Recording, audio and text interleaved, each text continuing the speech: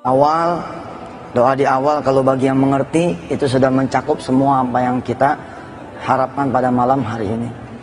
Baik, saudara-saudara yang dirahmati Allah, siapa yang tidak kepengen kaya? Kaya iman. Kaya iman. Loh, ini kaya dunia, siapa yang tidak pengen kaya dunia? Kaya iman ya semua mesti pengen kaya iman. Siapa yang pengen hidupnya susah? Siapa yang kepengen doanya nggak dikabul? Siapa yang kepengen hidupnya masalah terus? Siapa yang kepengen hidupnya fakir abadan abada? Nggak ada. Kalau nggak ada, saya mengajak ibu-ibu dan bapak-bapak semua jemaah yang rahmati Allah untuk ikut serta di dalam salah satu riyadhah ya yang kami laksanakan secara nasional. Ada banyak riyadhah, malam hari ini saya bagi satu. Tapi satu ini dipegang, didawamin, diistiqomahin, dilaksanain. Saya tidak akan bagi kalau belum saudara-saudara semua berjanji bahwa saya akan sungguh-sungguh untuk melaksanakan apa yang Ustadz Yusuf Mansur seru. Janji dulu, oke? Siap? Sebab ini ilmu mahal. Kalau ini ilmu diumbar begitu saja, lalu tidak ada yang menyambut, eman. Mendingan saya ngomong berdua. Siapa yang mau, ayo sini berdua. Lah karena semua mau, ini saya kasih. Ibu bapak yang dirahmati Allah, kita yakin ini juga yang diwasiatkan oleh para alim ulama, para guru-guru, bahwa di antara surah-surah di dalam Al-Quranul Karim, ada di antara surah-surah yang merupakan pembuka pintu rizki, yang kalau kita kemudian baca, maka kita tidak akan fakir selama-lamanya. Tapi sayang beribu sayang, ada yang tahu tapi malas kemudian mendawamkannya. Ada juga yang memang tidak tahu. Malam hari inilah mungkin Allah kasih keredoannya, kita kemudian bisa mengetahui sedikit dari rahasianya. Salah satu riyadhah yang dijalankan oleh saya ketika saya punya hutang dulu, hingga kemudian hutang itu kempes betul. Salah satu riyadhah yang saya lakukan ketika kemudian saya merasa lagi diuji oleh Allah dengan kehinaan. Zaman dulu ibu, zamanan ya, zaman dulu, Masya Allah. Sekarang mah apa? Saya lewat, ditarik sana, tarik sini. Ustadz foto dong, Ustadz minta tanda tangan dong, Ustadz minta nomor handphonenya dong. Dulu mah Masya Allah, saya berdiri di pinggir jalan nggak ada yang negor. Kalau itu masih mending. Ini orang saya lewat, mereka memalingkan muka karena tidak mau berteman dengan saya. Saya lewat, kalau bisa itu pintu ditutup karena tidak mau ke bawah sialnya oleh saya. Zamanan, ya waktu dulu, Masya Allah, saya tidak punya harga. Tidak punya harga.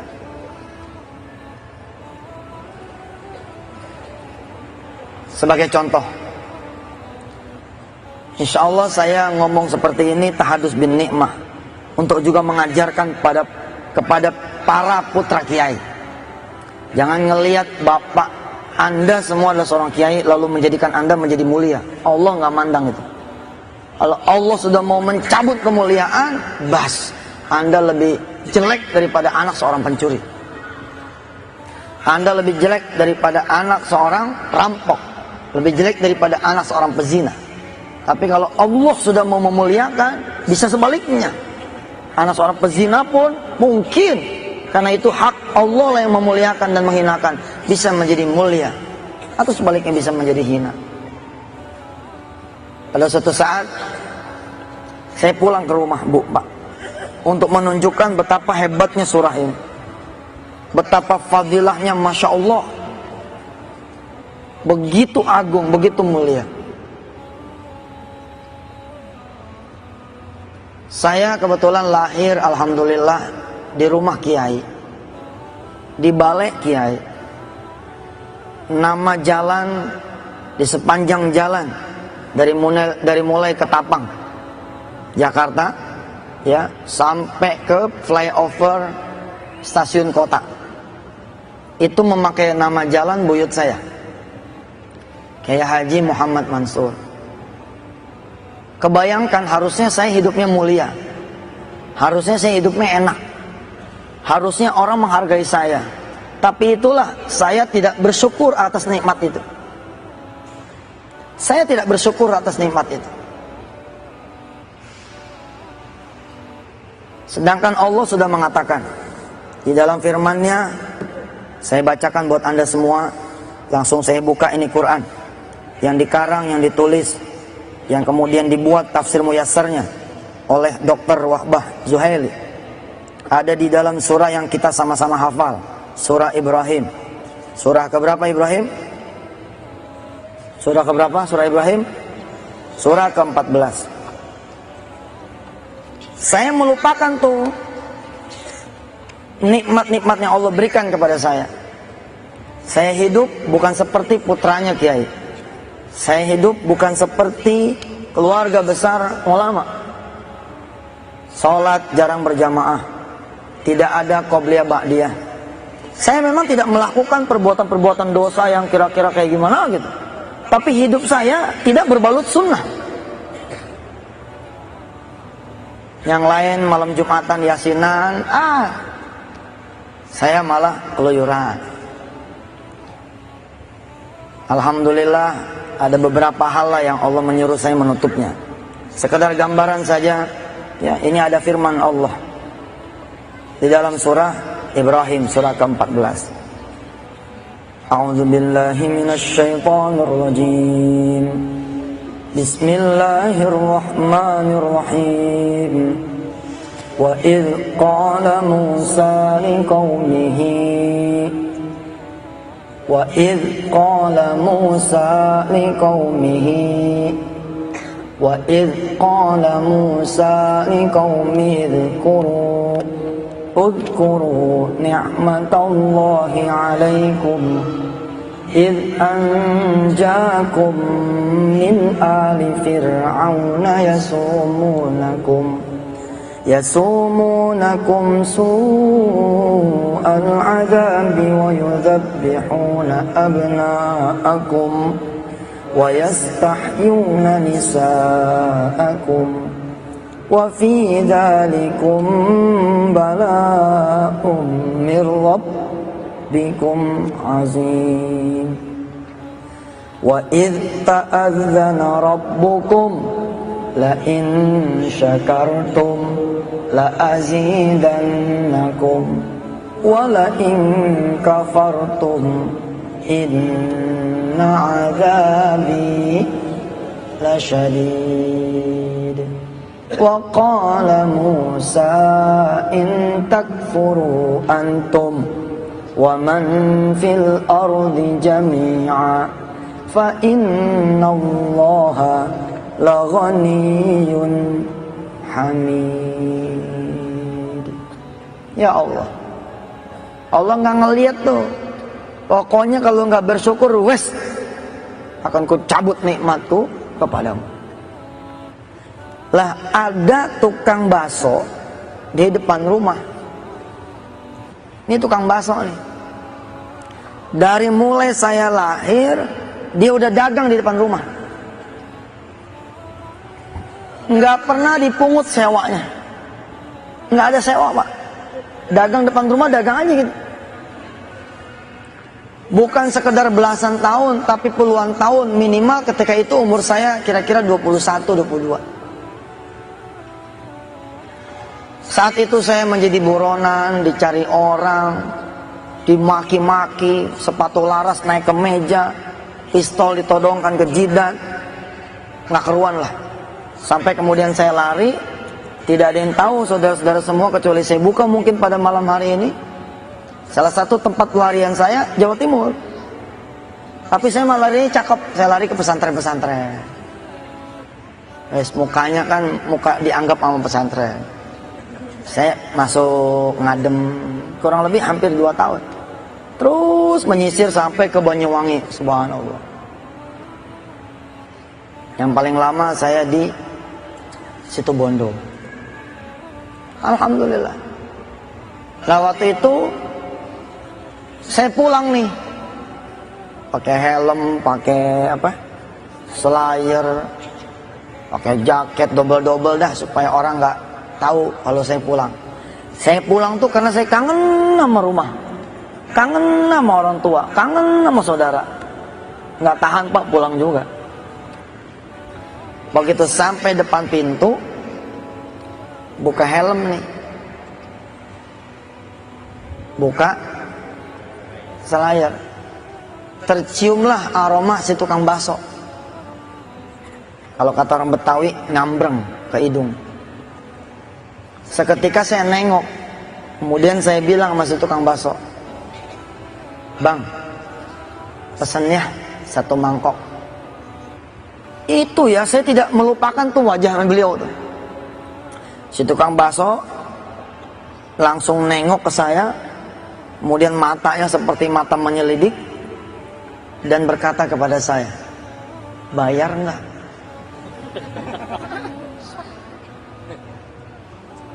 Buat ibu dan bapak yang tidak berada di posisi saya, mungkin kalimat ini jadi biasa. Tapi ketika itu, hok gitu, jantung nih berasa banget. Ya Allah, segininya kau udah diambil sama Allah kepercayaan. Sampai tukang bakso yang kalau saya minta pun harusnya nggak ada masalah, cuman 1 mangkok dan tidak pernah dipungut sewa bertahun-tahun, tiba-tiba dia khawatir saya nggak bayar. Saking saya dikenal sebagai orang yang punya utang banyak, Pak. Saya ngadu sama ibu saya, lalu ibu saya mewariskan nih apa yang saya wariskan kepada saudara-saudara semua. Jangan peduliin omongan orang. Ada orang kan ngomong begini, si ustadz tuh amal apa-apa dibawa kepada kekayaan, amal apa-apa dibawa ke duit, amal apa-apa dibawa kepada dunia. Kalau saya mah sederhana saja. 1, kita tidak haram meminta dunia kepada Allah Azza wa Jalla.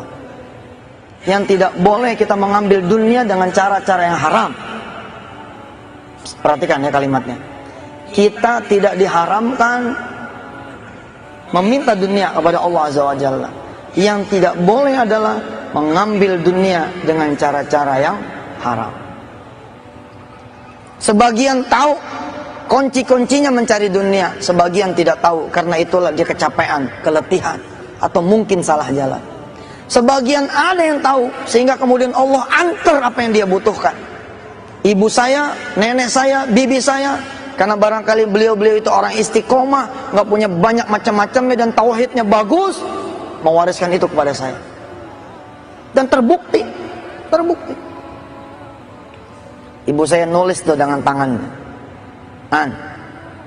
kalau pengen Allah nolongin kamu, cegat waktu asar. Jadi waktu asar nih jangan kayak orang-orang dipanggil baru datang. Jangan. Kalau lagi punya masalah sebelum asar datang, kita udah datang duluan. Paham tuh? Ngejegat waktu asar tuh begitu. Kalau lagi punya masalah banyak, cegat waktu subuh. Jangan biarkan itu subuh sama asar ngeduluin kamu. Insya Allah pertolongan Allah itu udah dekat kalau kamu bisa seperti itu. Tadi saya bilang riyadhah ini banyak sekali. Kalau bapak dan ibu memperhatikan di layar kaca, saya senantiasa membagi dikit-dikit. Dikit, karena emang tidak semua orang kemudian ala kulli juhdihin, ya, berlari kepada Allah Subhanahu wa taala, nggak bisa. Bisa sih kalau udah kepepet bener. Biasanya kalau udah kepepet bener apa aja dilakonin. Tapi kalau masih standar, ya. Apa yang ditulis oleh ibu saya? Ya Fattahu, Ya Razzaqu, Ya Muhawwilal ahwali, hawwil halana ila ahsanil hal. Hasbunallahu wa ni'mal wakil, ni'mal maula wa ni'man nasir. La haula wa la quwwata illa billahil aliyil azim. Ini diijazahkan langsung oleh ibu saya kepada saya. Saya megang itu kertas sambil bergetar, Pak. Bayangin ya, nasihatnya aja udah subhanallah nih. Ya Fattah, wahai yang maha membuka. Buka semua apa yang menjadi penutup saya ya Allah. Buka apa yang menjadi penutup anak saya ya Rahman. Ya Fattah disebut Asmaul Husna. Ya Fattah. Ya Razzaq, wahai yang maha memberikan rezeki. Ya Muhawwilal Ahwal, wahai yang maha mengubah keadaan. Hawwil halana ila ahsanil hal. Ubah keadaan kami ya Allah kepada keadaan yang lebih baik lagi. Tergantung saudara-saudara nanti memakainya. Ketika dipakai sama orang-orang yang punya hutang, tentu keadaan yang lebih baik adalah hutangnya lunas. Kalau dibaca dalam keadaan suami ringan tangan, insya Allah Allah akan ubah suami menjadi penyayang, menjadi penyabar. Kalau dibaca oleh suami yang istrinya ilah mulutnya Masya Allah, bukan cuman aib suami yang dibuka, tapi sak mertuanya dibuka, sak adik kakaknya dibuka, sak gurunya juga dibuka. Ya Muhawwilal Ahwal, hawil halana ila ahsanil hal, termasuk insya Allah akan mengubah keadaan istrinya. Kalau dibaca sama orang tua yang anaknya kemudian bangor, udah lebih derajatnya daripada bandel. Bangor tuh 2 kali bandel. Oh di Betawi ya. Susah diatur. Bapak ibu nyalain mobil di pagi hari nggak ada apinya. Disangka akinya tidak bekerja. Begitu buka kap mesin, ternyata mesinnya dijual. Bisa kalau anak narkobais Pak, apa aja disikat sama dia. Kalau dibaca sama orang tua yang anaknya doraka, ya Muhawwilal Ahwal, maka insya Allah akan terjadi perubahan di anak kita. Dalam keadaan kita yang ngontrak, kita baca terus nih doa seperti warisannya ibu saya.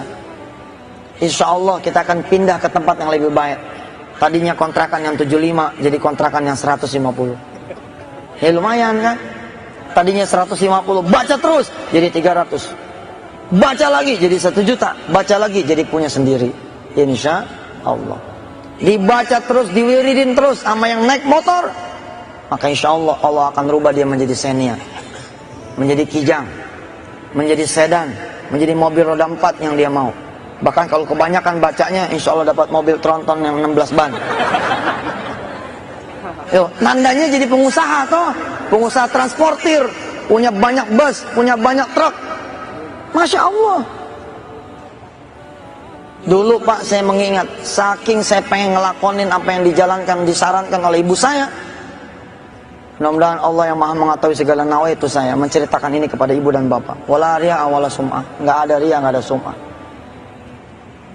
Saking takutnya nih, ini jalannya naik motor, hujan gede, bedu gede nih, hujan. Yang lain pada berhenti, saya tabrak tuh hujan. Saya tabrak tuh hujan. Sambil saya menangis, sambil saya baca itu zikir, lalu saya bilang pada Allah, ya Allah nih, saat turun hujan adalah saat yang dikabulkan oleh Allah doa-doanya para hambamu ya Allah. Saya berdoa pakai ini. Pokoknya apapun keadaan ibu, bapak, sakit yang berkepanjangan, dihina, di kantor, di perumahan, di keluarga, Allah akan ubah, Allah akan ubah, Allah akan ubah. Dan ini ada sambungannya. Apa kata ibu saya? Apa kata nenek saya? Apa kata bibi saya? Apa kata paman saya? Apa kata orang-orang tua saya? Apa kata para guru? Hampir sama. Sambungannya adalah suratul Waqiah. Sambungannya adalah suratul Waqiah. Kita hafalin dulu doanya. Bismillahirrahmanirrahim. Ya Fattahu, Ya Razzaqu, Ya Muhawwilal Ahwali, Hawwil halana ila ahsanil hal. Hasbunallahu wa ni'mal wakilu, ni'mal maula wa ni'man nasir. La haula wa la quwwata illa billahil aliyyil azim. dan saya tidak akan tinggal ini insya Allah hatta amut, sampai saya mati. Kenapa? Karena satu, saya bilang ini zikir ya, ini Asmaul Husna, ini doa udah Masya Allah. Yang kedua, ini dari ibu saya. Disandingkan derajatnya sama kiai yang paling soleh pun kayaknya mah derajatnya lebih afdol. Ini ibu saya, ini ibu. Tentu saja tidak mengurangi derajat para ulama yang menasihati saya. Lah karena ini dari ibu saya pegang betul. Dan ketika saya mendirikan ma'had Darul Quran, saya wajibkan itu anak-anak santri saya baca. Awal-awal saya mendirikan Darul Quran, bacanya seperti saya 111 kali ba'da sholat. Tapi saya lihat anak-anak pada teler, karena bacanya kan habis sholat. Ya Pak, ya Rasul. Saya turunin jadi 3-3, teler lagi. Aduh ampun dah anak sekarang. Saya turunin lagi jadi 11. Setelah 11 saya bilang jangan lagi ditawar, jangan lagi ditawar. Maka saya nasihatkan diri saya dan nasihatkan kepada bapak dan ibu semua yang lagi perlu sama Allah. Kalau memang perlu sama Allah, bacanya 111 kali. Jangan tanya hadisnya, sudah itu hadis urusan para guru. Iya, jangan jadi murid bawel, bentar-bentar nanya hadis, mana dalil. Capek, sami'na wa ta'na aja udah sama guru mah, insya Allah barokah. Ya, masa iya guru ngejerumusin, kan begitu. Mati-mati kita kasih sama situ karena saya udah pakai, kan begitu. Berhasil, tinggal pakai doang cerewet. Afwan nih Ustadz, dalilnya mana? Aneh kalau nggak ada dalil, aneh nggak mau. Ya udah, masih tuh, terserah situlah. 111 Pak, apalagi kalau bapak tinggal di bedeng, tinggal di pinggir rel, maaf ya, tinggal di bantaran sungai, dituding-tuding sama orang, kamu kalau nggak bayar awas ya. Bacanya jangan 111 Pak, tancap aja udah seksa. Istiqomahin, pandangin wajah emak, usianya sudah 80 tahun, 70 tahun, 60 tahun, tapi apa kebahagiaan yang kita kasih sama dia. Dari sekarang nih, saya mau mewariskan kepada ibu dan bapak semua riyadhah 40 hari dulu deh, coba jajal tuh. Kalau 40 hari berat ngamalin ini, ba'da subuh sama ba'da asar, ya komo seperti santri-santri saya mah setiap ba'da sholat. Kalau emang susah ba'da asar saja, kalau emang susah ba'da subuh saja, kalau memang susah juga, ya sudahlah, dari satu hari itu jangan sampai nggak baca. Tapi kemudian istiqomahin selama 40 hari. Kalau 40 hari masih berat juga, 3 hari. Kalau 3 hari dirasa enak, 7 hari. 7 hari dirasa enak, 14 hari. 14 hari dirasa enak, 21 hari. 21 hari dirasa enak, mulangsam 40 hari. Kalau udah jadi doyan, 40 jadiin 100 hari. Kalau sudah begitu insya Allah, tanda-tanda nasr minallahi qarib. Insya Allah.